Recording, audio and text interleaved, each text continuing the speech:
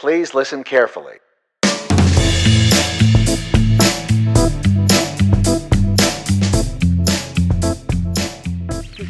Thanks, Matt. You're welcome.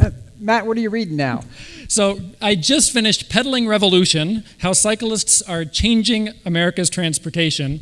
That's by Jeff Mapes. And you'll be excited to know that the next book on my list is What I Learned in 1,000 Towns by Dar Williams. All right, terrific, thanks. That is the question that I wish I was asked a lot more when I was growing up. I was asked things like, hey, who are you rooting for in the playoffs?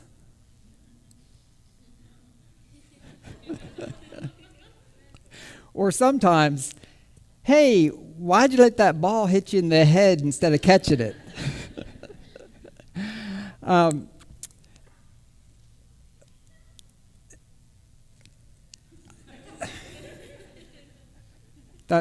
That might describe me. But I'm really owning it now. I live here in Roanoke. I've been here 13 years. I love books. I love reading. I love to write. And I want to live in a place that's vibrant that way.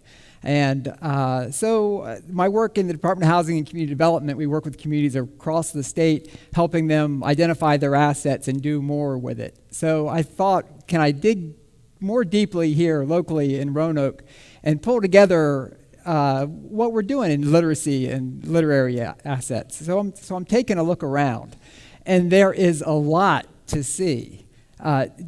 Today, as we speak, there are 40,000 books waiting to be distributed to low and moderate income kids and the organizations that serve them by Star City Reads effort. It's pretty phenomenal. Every baby born in the city gets a book when they're born, a board book. I mean, that's really kind of cool. So I'm wondering if we add up our local publishing, the writing groups that are here, the literacy efforts, can we be a book city? Hey, Doug, what's a book city? Well, I don't know. No one's really defined a book city, but it's possible that we can. But we have to ask questions like, what do we have here? Can we do more with what we have? What do reading and writing, which are pretty solitary efforts, how can we deploy them to better create a sense of community and a sense of place in our city? So we're undertaking a really fun experiment. And we started this about 6 months ago. And there are 3 phases in this initial thinking of it. The first is to inventory everything we have here. The second is to celebrate all of that and grow it. And the third, if we look around at everything we have and we're doing more with it, can we then complement it with some other efforts? Today marks the very beginning of kind of complementing this. We're starting a couple of little initiatives. Initially, I thought, wow, maybe this could set the stage for a community-owned bookstore or a cooperative publishing group. And maybe, but that's not determined. And there's some exciting news on that front. There is an inventory. We have 67 writers who have a website and a record of publication in the area, and they're on the website. We've got 26 book clubs that we've identified. We're identifying everything from writers in the community to editors in the community, and then events that are happening. And all of that inventory is online at bookcityroanoke.com. Now, the writers, I've just found them and put them up as I found them. I didn't really ask them. I linked to them. So hopefully they know they're there. And hopefully they're going to use it and maybe cross-promote each other that way. So the website's there. It's bookcityroanoke.com. And then with that inventory, we're working to celebrate it and grow it. That picture I showed of me, that face, that rendering was kind of creepy.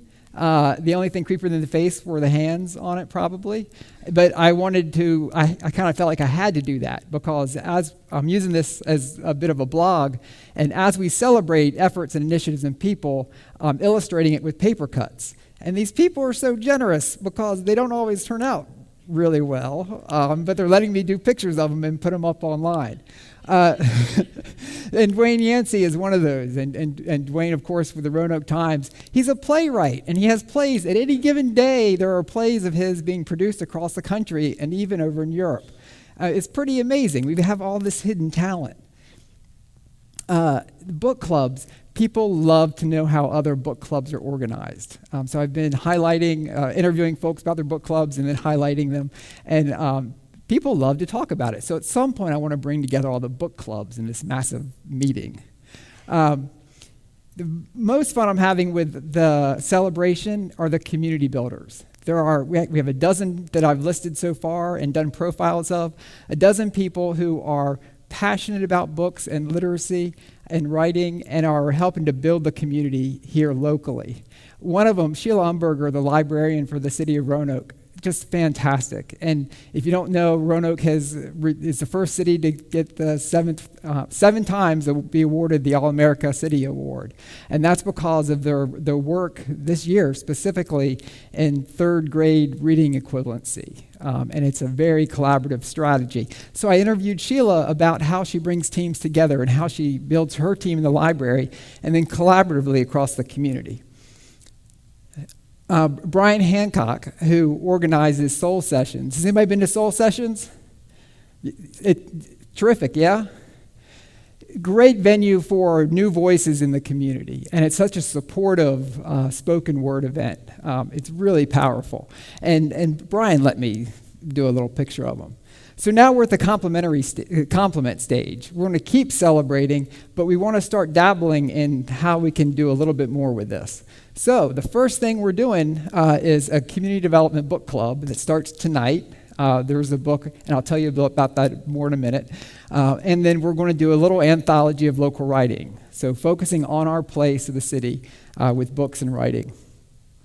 Dar Williams, the musician, has a new book out, and it's even on the Expo podcast, Big Ideas for Better Places, so you can listen to her. But she has a book out, and it's based on her experience as a musician, coming back to communities over 20 years, and from her perspective, what makes communities vibrant. So it's how the community can pull the most out of its citizens, how a community is a place that citizens feel that they can make a difference and take their particular skills and interests and passions and align them with the community improvement. So we're starting tonight, and we're going to do a chapter a week, and each chapter focuses on a different city and a different asset. So tonight we're focusing on before I do that, let me tell you that it's sponsored by these folks on the left. So the City of Roanoke Arts Commission, which is celebrating 10 years of public art this year.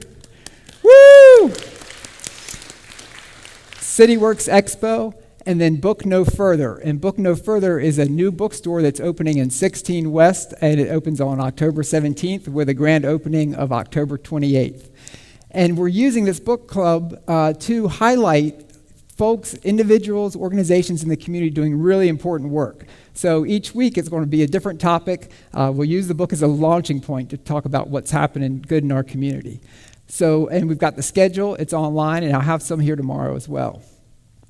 Tonight, we're having our very first session, and we're talking about how physical spaces and businesses can be a place to create a space that brings diverse folks together and creates positive interaction.